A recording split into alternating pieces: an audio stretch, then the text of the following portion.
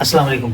जो भी लोग तैयारी कर रहे हैं यूके में आने के लिए जनवरी इनटेक 2025 में, ये आज की जो वीडियो है उनके लिए बहुत ही इंपॉर्टेंट होने वाली है। जितनी ये वीडियो है ये शुरू से अपनी प्लानिंग करने से लेकर अप्लाई करने तक की वीडियो है कि उन्होंने क्या क्या करना है, किस तरह करना है। कुछ मेजर मिस्टेक्स हैं जो कि मैंने हाईलाइट करनी है पिछले कुछ एक्सपीरियंस की बेस पे, या पिछले जो कि कुछ बातें सुनने में आई या कुछ दोस्तों ने शेयर की या किसी ना किसी तरीके से मेरे तक पहुंची, उन बातों को लेकर कुछ चीज़ें हैं जो कि मैंने आपके साथ शेयर करनी है। और अगर आप अप्लाई करना चाह रहे हो तो आपने इन चीज़ों का खास तौर पर ख्याल रखना है। ये गलतियां आपने बिल्कुल भी नहीं करनी। सबसे पहले बात, आपने अपनी प्लानिंग कर रही है, आपने बेशक इंटर किया हुआ, आप बैचलर बेस पे अप्लाई कर रहे हो, आपने मास्टर पाकिस्तान से इंडिया से किया, मास्टर बेस पे अप्लाई कर रहे हो, आपने अपने माइंड सेट में, अपने माइंड के तौर पर आपने बिल्कुल अपनी प्लानिंग कर ली है कि मैंने जाना ही जाना है यूके में, जनवरी इनटेक 2025 के लिए मैंने अप्लाई करना है।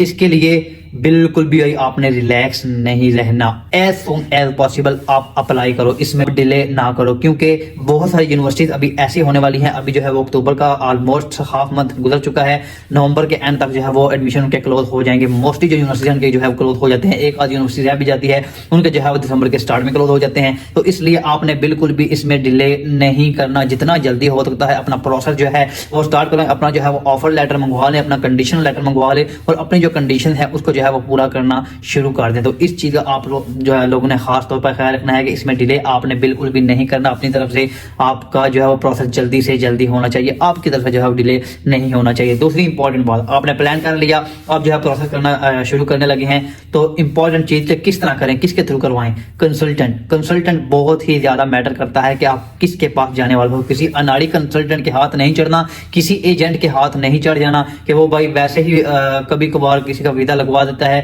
किसी ऐसे बंदे से, किसी अथेंटिक बंदे से काम करवाना है जो कि किसी भी यूनिवर्सिटी का ऑफिशियल रिप्रेजेंटेटिव हो। मैंने रिसेंटली एक वीडियो बनाई है कि आपने किस तरह अपना कोर्स, किस तरह यूनिवर्सिटी, किस तरह सिटी अपना चूज करना है, उसके मुताबिक जो है वो आपने चूज करना है कि किस कंसल्टेंट से आपने अपना काम करवाना है। यानी आपने एक यूनिवर्सिटी सिलेक्ट कर ली है कि मैंने इस यूनिवर्सिटी में जाना है, तो भाई आपने यूनिवर्सिटी की वेबसाइट से चेक करना है कि इस यूनिवर्सिटी का पाकिस्तान में, इंडिया में ऑफिशियल बंदा कौन सा है या ऑफिशियल रिप्रेजेंटेटिव कौन है जो यूनिवर्सिटी को डील कर रहा है। तो उस बंदे से आपने अपना प्रोसेस करवाना है। उसका आपको फायदा क्या होगा? दो, सबसे पहला जो आपका ऑफर लेटर होगा वो आपका जल्दी से जल्दी आ जाएगा। मैक्सिमम एक वीक के अंदर अंदर जो है वो आपको ऑफर लेटर मंगवा कर दे देते हैं। इसके अलावा सबसे इंपॉर्टेंट कैश लेटर जो है वो आपका जल्दी से जल्दी आ जाता है अगर आप अपने ऑफिशियल बंदे से काम करवाते हो। अगर किसी अनाड़ी बंदे से काम करवाओगे तो भाई आपका जो कैश लेटर है वो डिले से डिले होता चला जाएगा, महीना भी लोगों का लग जाता है। ये प्रैक्टिकल बात है, लोगों के साथ ऐसा हुआ है। तो कोशिश करनी है कंसल्टेंट जो है वो आपका अच्छा होना चाहिए। तीसरे नंबर पर इंग्लिश टेस्ट।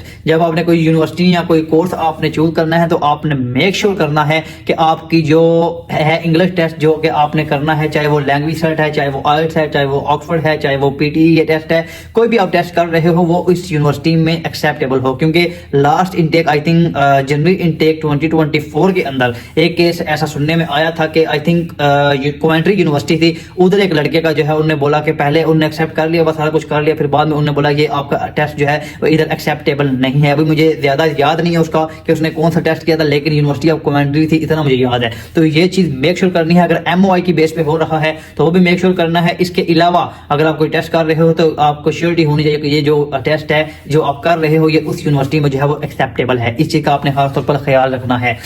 उसके बाद आती है मेन इंपॉर्टेंट चीज, आपने सबसे पहले कोर्स सेलेक्ट करना है। कोर्स कोई भी आपने ऐसा सिलेक्ट नहीं करना कि बाद में इधर आकर आपको टेंशन या परेशानी हो। अगर आप एक रेलिवेंट कोर्स चूज कर रहे हो, जिस तरह आप पहले पढ़ रहे हो, तो आपको पता होना चाहिए कि मैं ये कोर्स जो है वो बड़ी इजीली अपना पास कर लूंगा, इजीली पढ़ लूंगा, इधर आकर आप कर लें। क्योंकि लास्ट दफा जो सितंबर इनटेक 2023 के अंदर मेरे कुछ जानने वाले यूनिवर्सिटी ऑफ नॉर्थहैम्पटन में आए थे, उनमें से एक दोस्त ने मुझे बोला कि भाई मेरे से जो है वो कोर्स नहीं पढ़ना जा रहा, मुझे कुछ भी समझ नहीं आ रही।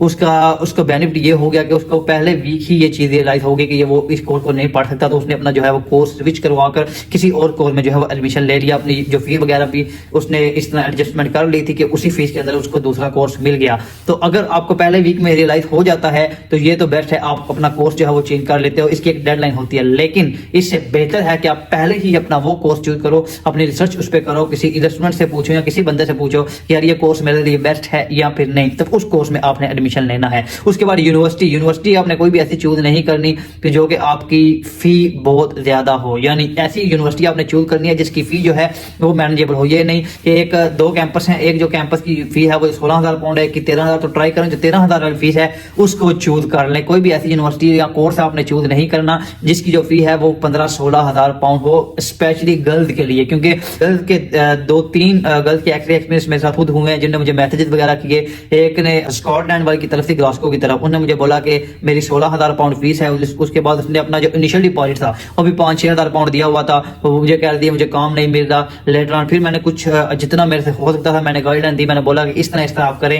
उम्मीद है वो तो इधर तक आ गई थी कि बस वो हिम्मत हार गई थी, वो कह रही थी कि मुझे जो है वो किसी तरीके मेरी फी वापस मिल जाए। तो मैंने कहा ऐसा तो बिल्कुल पॉसिबल नहीं है और ना ही आप हिम्मत आ रहे हैं। तो बाय द वे तकरीबन 2 वीक बाद उन्होंने मुझे मैसेज किया कि अल्हम्दुलिल्लाह मेरी जॉब वगैरह भी ठीक हो गई है, मैं जॉब कर रही हूँ। तो सीन ये है कि फी आपने इतनी ज्यादा नहीं करनी, और अगर इतनी करनी भी है तो कम से कम आपने इनिशियल डिपॉजिट जो है वो ज्यादा से ज्यादा पाकिस्तान इंडिया से सबमिट करवाना है। बैचलर के लिए स्पेशली आपने इनिशियल डिपॉजिट जो है वो कम से कम पहले साल की फी अपनी पे करके आनी है, कम से कम, अगर आप इधर आकर सर्वाइव करना चाहते हो, क्योंकि जॉब सिचुएशन बहुत डाउन है, जॉब जो है वो बड़ी मुश्किल से मिलती है। तो इसलिए ये ना हो कि आप इधर आकर आपको जॉब भी ना मिले, आपकी जो इंस्टॉलमेंट है वो भी आ जाए। जब आपने पहले साल की फी दी होगी तो कम से कम आपकी जो फी की तरफ से टेंशन है वो नहीं होगी, बाकी जो एक्सपेंसेस है वो आप अपने मैनेज करते जाओगे।